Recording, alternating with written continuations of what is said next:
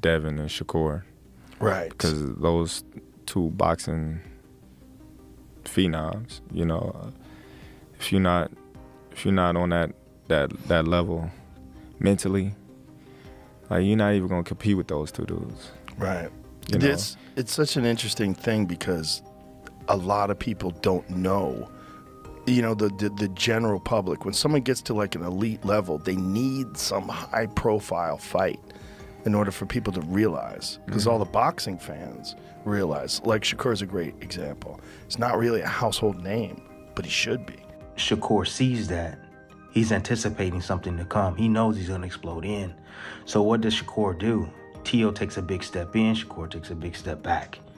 You know, again, always understanding because he has great eyes, understands boxing very well and movements. And Shakur is going to step out of range and make Teo fall short. So much confidence in his power that he doesn't give a he's giving away a couple of he rounds definitely be giving away rounds, but you know, he just in his mind, he know it's a matter of time before I catch you. Yeah. And that's the thing. Joe Rogan and Terence Crawford dissect the Shakur Stevenson versus Teófimo López matchup, making it clear that Stevenson operates on a different level. They stress that this fight goes far beyond raw skill. It's a battle of strategy, adaptability, and the ability to enforce one's style under intense pressure. Rogan highlights Shakur's elite, almost untouchable defense, while Crawford points to his razor-sharp precision and perfect timing.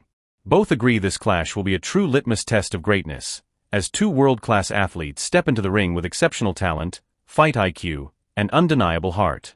I mean, he's an elite fighter. He's so good. But he needs like a big, high-profile fight, like Gervonta did, you know, against Nobody Ryan want to Garcia. fight him. Right. Nobody want to fight him. Yeah. And I see why. You know, I get it. But at the same time, you know, they're going to have to see him sooner or later. No matter what, no matter how far they go, they're going to have to see him sooner or later. So, you know, all these fighters, you know, he's calling out everybody. He's calling out the Pitbull. He's calling out Lomachenko. Yeah. He's calling out Devin. He's calling out, you know, Tank. He's calling out everybody. Yeah. And he want to fight everybody right now. Right. You know, and that's a dangerous man when you know how talented he is. And he's motivated. He's focused. He's stay in the gym. He's a gym rat. He loves boxing to the core. Like, yeah, that's a dangerous man right now because he got something on his mind that, you know, he wanna accomplish. And he's still very young. Yeah. Very young and still getting better with every fight. Him versus Tank would be insane. Yeah. Tank is one of the most interesting fighters to watch because he's so different. His style is so different. You know, he's so economical. Like, he puts pressure on guys without throwing too many punches and then starts to figure holes out. And the way he can explode and move in with one shot, my God. Yeah, he very explosive. He's very explosive, and, you know, man, he be cracking them dudes. Hey. Joe Rogan applauds Shakur Stevenson's distinctive defensive style and complete skill set, describing them as nothing short of exceptional. He points out Stevenson's rare ability to read opponents, anticipate their moves, and control distance with precision, qualities that separate him from the rest of the field. Rogan emphasizes that this blend of defensive brilliance and technical accuracy allows Stevenson to remain calm under pressure, minimize risk, and exploit openings with surgical efficiency, making him one of the most talented and challenging fighters in modern boxing. Best Philly shell since Floyd Mayweather. Yeah. His fucking defense was incredible. Yeah. Defense, and he stayed. And that guy was putting the guy from Golden Boy, I can't remember his name, who he fought, but was just a good fighter and was really pressuring him. And Shakur stayed in the pocket. Yeah. He stayed in the pocket. He also said he's people not were calling going him to a fight that runner way before. anymore. He's not a runner, yeah. But he said after that fight, I'm not going to fight that way anymore. He said I took too many shots. Oh, really? Yeah, because he wanted to like put on a show and show everybody he's not just a runner. He could stand in the pocket. Right. But then he's like, why am I doing this? I'll box the shit out of these motherfuckers. Yeah. I mean, he's a silver get medalist, too. that guy. Yeah. Oh, he's elite. He's elite. Yeah. And just one of the best, like, it's, as far as skill. Greg Hackett offers a sharp assessment of Teófimo López, zeroing in on the mental and physical dynamics that shape his performances. He explains that López often views a knockout as his clearest route to victory, leaning on his speed, power, and aggressive mindset to overwhelm opponents. Hackett reflects on Lopez's fight with Lomachenko, recalling how his raw intensity and hunger forced the champion into a cautious approach. However, he notes that today's Lopez is not the same fighter. Fame and heightened expectations have altered his mindset. While Lopez still possesses every essential weapon, explosive power, elite speed, sharp footwork, and a strong mentality, he doesn't always bring them together at the same time. At times he shows speed without power or power without proper timing. Hackett concludes that if Lopez can synchronize all his skills with full focus in a single performance, he has the tools to defeat Shakur Stevenson. Lopez, mentally. For sure. You know what I For mean? sure. Teal talking about you feel like he can get him out of there in 9. Do you feel like that's the only opportunity that he could do to get the victory is by getting him out of there and, not boxing Shakur? I'm gonna tell you this. When Teo fought Lomachenko, right? I'm tell you what it was. His strength, his speed, and his mindset, that fight was why Lomachenko was so hesitant to throw. Teo could do the same thing to Shakur, but now it's a different day. He wasn't as famous as he is now as he was back then. Back then he was more hungry. Cool. When he fought Lomachenko, he was hungry. Okay. You know what I'm saying? It's been a while since he's been really hungry and been really wanting to win the fight. I think this fight could be that, but his mindset, his focus, his strength and everything, he got to bring everything to the table. And he could beat Shakur because he has the ingredients. The problem is he can't put them together. They don't. Sometimes he show up with the speed without the power. Sometimes he show up with the power without the footwork. Sometimes he show up with the footwork without the mindset. You know what I'm saying? He be in pieces. If he bring everything to the table, he'll be cool. Yeah. Do you feel like that's the leader of the new school when it comes down to those two guys? No. The leader of the new school would be Abdullah Mason. The reason why, he's 21 years old. He's been pro for like 4 years. The rest of them dudes. Tim Bradley, a former world champion and respected boxing analyst, delivers a detailed breakdown of the highly anticipated clash between Teófimo López and Shakur Stevenson. He begins by underscoring the sharp contrast in their styles and how that difference could shape the outcome of the fight. Bradley explains that López thrives on explosive, twitchy movements that produce devastating power in short bursts. His ability to fire rapid combinations while smoothly shifting between offense and defense makes him dangerous and unpredictable, capable of changing a fight in a split second. This aggressive high-energy approach has earned López a reputation as one of the division's most powerful punchers. However, Bradley points out that this style comes with risks, especially against a calm, calculated technician like Stevenson. Shakur's mastery of timing, defensive awareness, and pinpoint accuracy makes it difficult for opponents to land clean shots. Bradley concludes that while López's speed and power are undeniable, Stevenson's disciplined, methodical approach could neutralize those advantages, setting up a compelling chess match of strategy, patience, and adaptability where timing may ultimately determine the winner.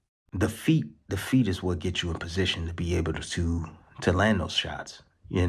Footwork is extremely important. When I look at both these guys and I look at Shakur's footwork, I look at Teo's footwork, and what I noticed about Teo's footwork in particular is that in order to be able to throw with the amount of power that he has, I've noticed with Teo, there's always a subtle pause before he actually explodes.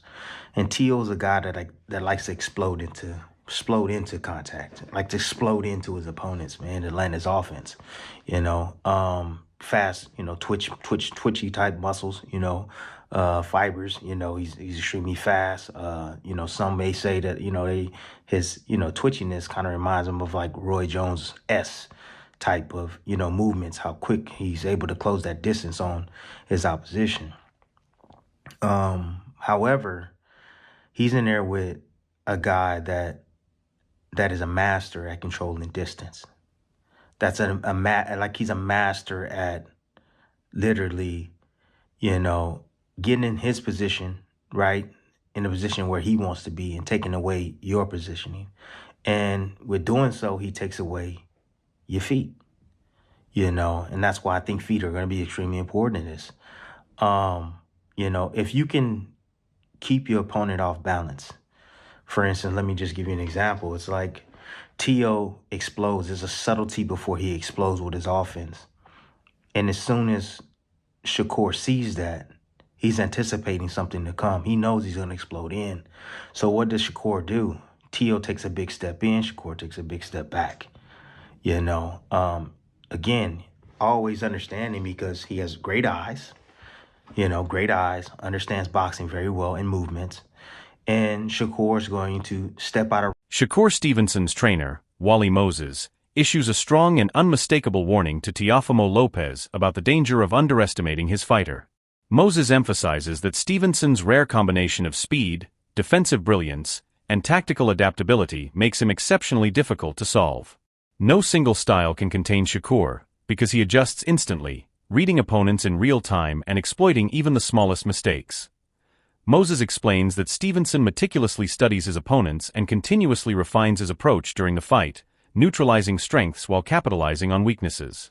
He cautions that López cannot depend on conventional tactics or raw aggression alone, as this matchup demands preparation for a constantly evolving challenge.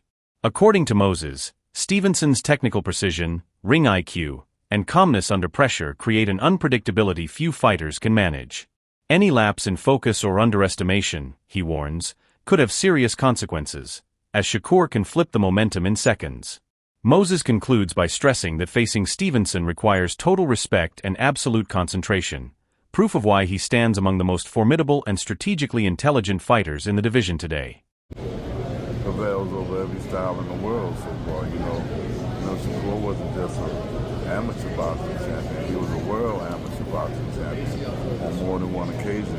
Also, he was the AIBA Fighter of the Year, making him the best boxer in the world in amateur boxing. So, Shakur's looking for those same things from Jay Quinn in terms of inside the professional ranking. But Shakur has been proven that he's been the #1 boxer throughout his life. He was #1 in every category that he boxed in, from a kid coming up. You know what I mean? Here in the U.S., he had eclipsed every boxer over like 1,000, almost close to 2,000 points in terms of his winning. So, it's not a thing that, people be talking about what have Shakur done. They know what Shakur done in his amateur ranking. And Shakur done everything that they never were capable of doing. So, it's only going to be a matter of time before he proves, this caliber of fighter that he is to the world. Now, as far as the weight jump goes, what's that preparation like? That'll be his 4th weight class. Well, what do you look to? Do you look to add more muscle? What's the proper way of adding weight when jumping up? Let me give you an example. All right, let's look at when Terence fought Canelo, right? Yeah. Everybody talking about him walking up and moving up there. The weight was going to be a problem, but a lot of people don't know what these cats really walk around at. So, the weight back. Jermaine Ortiz, a seasoned professional boxer with experience at the highest level, offers additional insight into the matchup by focusing on Shakur Stevenson's evolution and maturity as a fighter. Ortiz explains that Stevenson has clearly learned from past bouts, particularly the dangers of overextending or engaging too recklessly. In earlier fights, Shakur occasionally exposed himself while trying to assert dominance, but Ortiz believes those lessons have been fully absorbed. Notes that Stevenson now places greater emphasis on controlling distance and managing timing, ensuring he stays defensively responsible while remaining effective offensively. This growth, Ortiz says, means Stevenson will enter the fight against López with heightened awareness, striking a calculated balance between pressure and patience. Ortiz concludes that Stevenson's composed, methodical style is not a lack of aggression, but a refined strategic evolution aimed at maximizing his success against a dangerous opponent. A glimpse or two. Why? And one, Shakur said it himself after that fight that he wasn't going to fight like that again. And that's the main reason. He said he wasn't going to do it. And Teal's cracking like going up that? to 140, which isn't really, huh? Is Teal cracking? No, I don't think. I think he had more of a threat with Zepeda as a puncher Teófimo. But he's going up a weight class. That's not actually his weight class as well. You think that will play a factor? No, that would play a factor in him not fighting in the pocket how he did with the Pereira. Got you. That's what I'm saying. So yeah, because of the style, you feel like he's gonna be in and out, moving around, making sure that in and out. doing things that Teal don't like. He got longer arms, you know. I think he'll just keep him at bay. You know, Teo's a tricky fighter too, so not saying that he can't, slip in and catch him with a couple shots, but Shakur, I think he's gonna be defensively sound. He doesn't like getting hit, and I think he's gonna stick to that. You know, as far as Shakur is concerned, and Teal, when you look at the speed, when you look at the timing, who do you feel like has that edge when it comes down to that? It could be separate. It could be somebody got the